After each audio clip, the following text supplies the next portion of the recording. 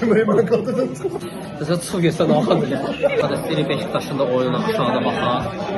Birazdan ben de. Adada himn oxunur Çempionlar Liqasında. Bir yerim kəsilsəm çünki telifə girə bilər. Valideylə üzr xaslıq elədi 9 gola görə. Dedi mən deməmişəm. Demeyeyim abi bu arada. Demeyeyim. Asiteli deyil. Asitelidə nə gözləyirsən? Asiteli deyil. İnşallah səsə görə telif gəldi. İnşallah imana görə telif gəldi. Allah qəbul etsin. Meydana dua edir. Elə bir La Ligaya baxın.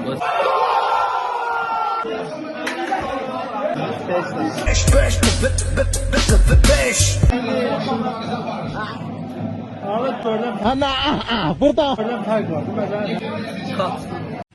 Seyretme lan! Seyretme dana! Oraya başının başıydı. Kadinin başı. Başı ölür. Bilmiyorum. Kokalskin anasına mahsus. Belli sıkıntılar ha. Çünkü ne yaşadılar? Yar bahandırı var. Memnun. Kanalımı dolattılar sana ben. Daha ne kadar dinleyeceğim bunları? 7000 lira izleyecekmiş abi. Baby killer. Baby face killer. Baby killer. Kanalın bağlansın diye her şey değil. Başlıyor onları. Bağışlıyor lan. Hatta aynı Afrika'daki kabilesi gitti. Neriman orada top gözleyenler! Geri orada. Kulüp orada değil abi. Hatta yat. Hatay fetişim var diye dökserim buraya. Heç olmaz, Hattay minir.